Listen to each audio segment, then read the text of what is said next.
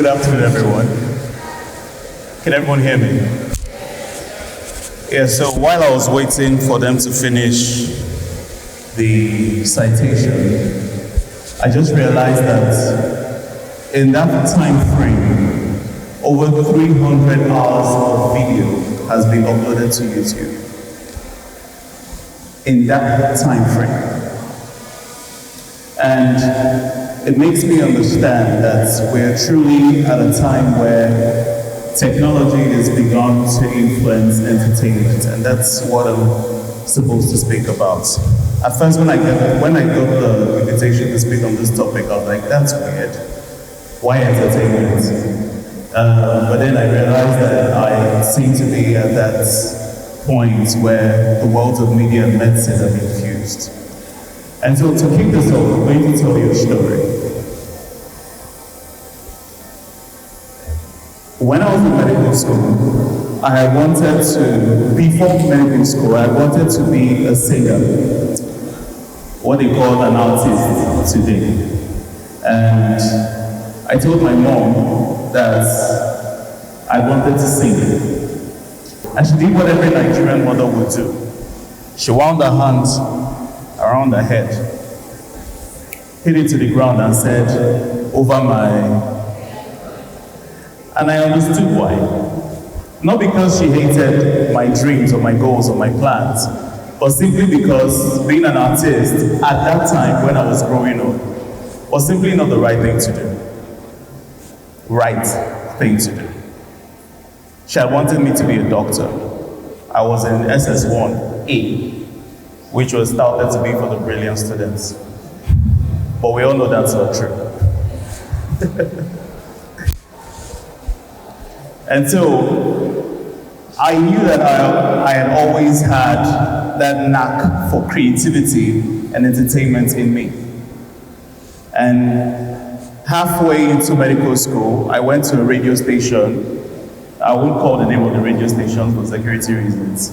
And I told them I would like to have a radio show on your radio station. And they said, yeah, here's the microphone, do your thing in 1 minute, let's see. And I spent 1 minute displaying or expressing my creativity. And I was told, you will hear from us later. We all know what that means in Nigeria. And after waiting for 6 months, I didn't hear from that radio station. I went to another radio station and tried the same thing. And my friends then were asking me, how do you plan to combine medical school and being a radio presenter at the same time? But I was determined. And so I went to the next radio station and they said, do your thing. And I did my thing and they said, we'll hear from us later. I've not heard from any of them till now. What am I trying to say?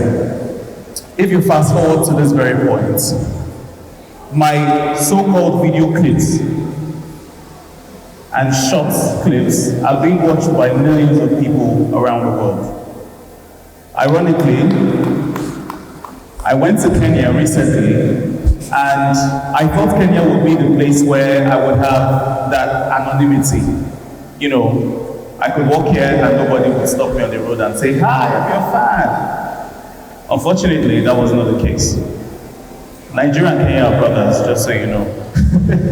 So, this world that we live in is currently referred to as a global village, right? And technology has made entertainment possible.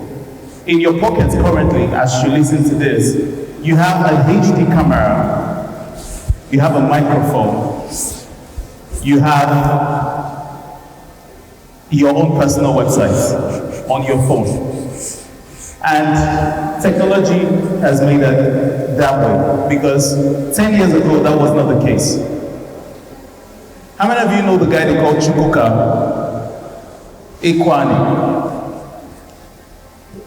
How many of you know the guy they call CK? CKAY.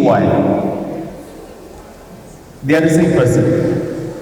Now, CK was the first Nigerian to ever, the first African stroke Nigerian to ever cross 1 billion views, 1 billion streams on Spotify.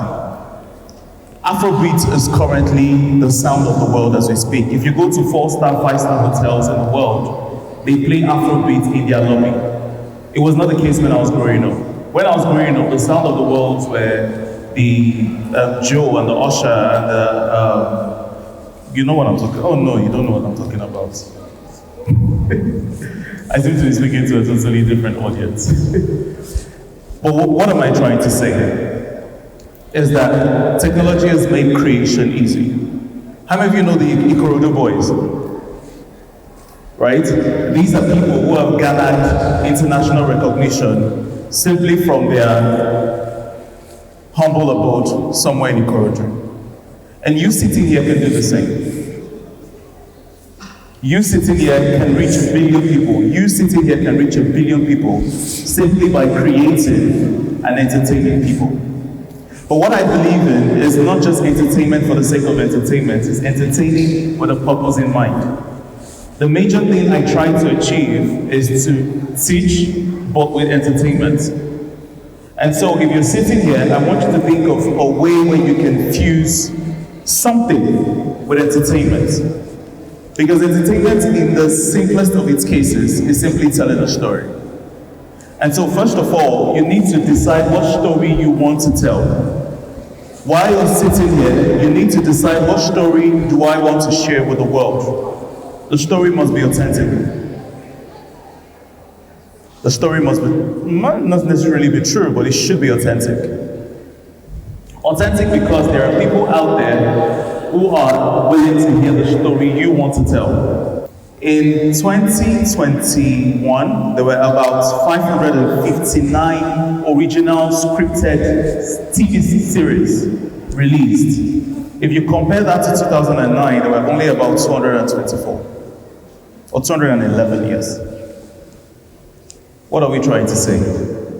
Technology has made entertainment easier. And so someone is sitting out there who is an artist, who is an artist and an artist. Someone is sitting there who is a spoken word artist. Another person is a writer. Another person is an actor. And you're wondering why people don't see you. It's simply because you're not telling your story well enough. So tell a story, and your story must be authentic. Number 2, be consistent. Most times, in telling a story, we tell one story and we expect that story to resonate with a lot of people. In many times, that's not the case. Many times, you may need to repeat different stories over and over and over again in order to reach as many tribes as possible. Number 3, be true to yourself. We live in a world where entertainment you turn your phone and basically you can see skits from different people and basically just different people doing their thing. But then there are certain people who are motivated by certain things. Some people do it just for the likes and the retweets. Other people do it because they're trying to solve a problem. For the people who do the likes and the retweets, you would notice that there seems to be a plateau, there's a peak, a plateau, and then nobody hears of them anymore. Simply because they're not solving an actual problem. But when you choose to entertain while solving an actual problem, there is inherent value in your craft. It could be you want to expose corruption with your story. It could be you want to tell the stories of people who are in Oshodi under the bridge. It could be because you want to tell a story about prostitution. It could be because you want to tell a story about poverty. It could be because you want to basically tell stories. And so, sitting here, get out your phone, you have that HD camera in your pockets, turn in your sound recorder and tell stories. And may the world listen to you. Thank you.